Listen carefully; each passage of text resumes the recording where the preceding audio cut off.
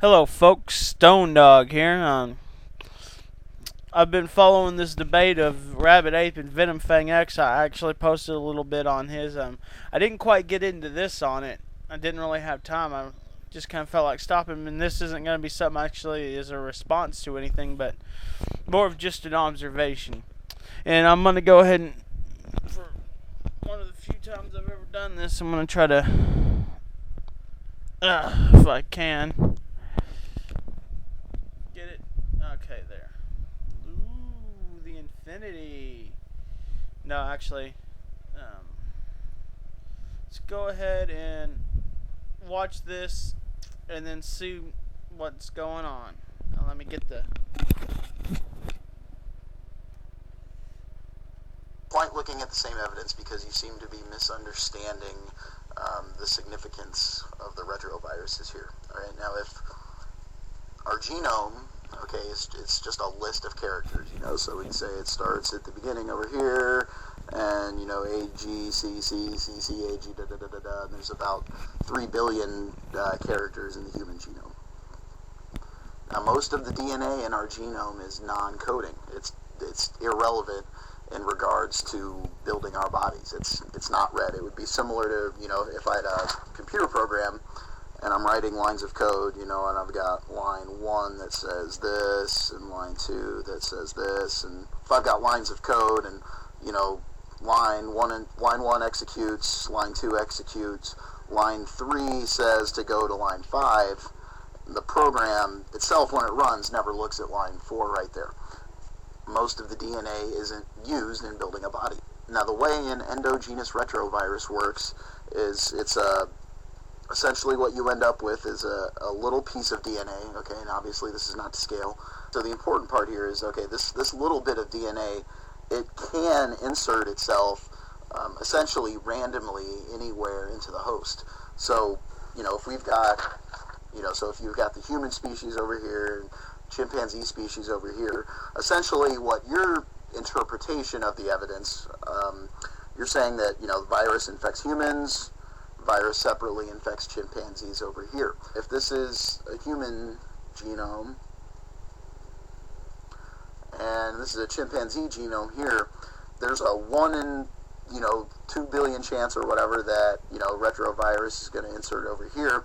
You're saying that it, by chance, entered in the exact same position. It doesn't make any sense for the retrovirus to enter in the exact same place on both different species. It's a much more plausible explanation that, it enters on a given organism, that organism reproduces, and its offspring inherit that little tiny addition there. Also posted a link to a paper by John M. Coffin, professor.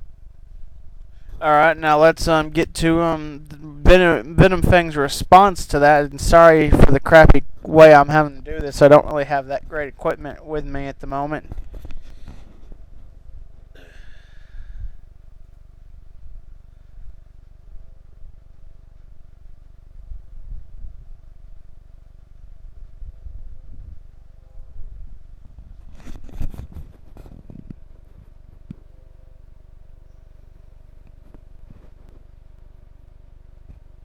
Next, we talked about the retrovirus again, and you pointed out on a graph that it has infected a seemingly preferable area on our genome, or DNA or chromosome, and it seems to be a 1 in 3 billion chance, so you say. And, of course, you said it also is in the exact same spot in apes and humans. There's that similarity. So you believe that is astronomically impossible if we are not descended from them, or shared a common ancestor. So my question to you is this. Since humans and apes share 98% of their protein DNA with each other, that's not a 98% in total of our DNA. 1% of our DNA is our protein DNA, and of that 1%, 98% of our protein DNA does match apes.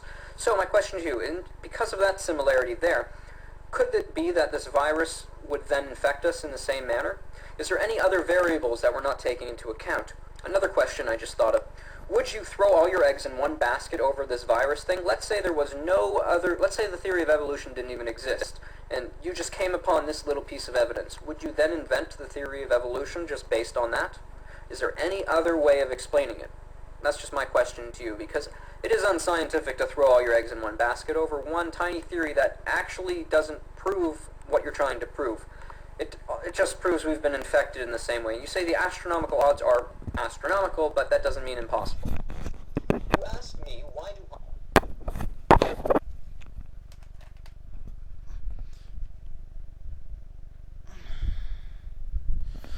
Yeah, so that was just to give y'all a little bit of flavor of what was going on during that debate. Think about this. If you were to try to say, okay, yeah, granted, life is very improbable, but that doesn't mean impossible. Somebody like venomfangx would be like, yeah, that it's so astronomical that it's practically impossible. Blah, blah, blah, blah. Well, what the hell did he just do right there, god damn it? What?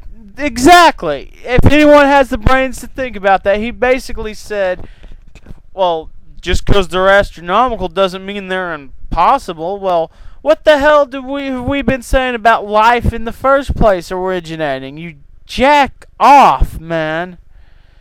God damn, does it just me, or does it just not?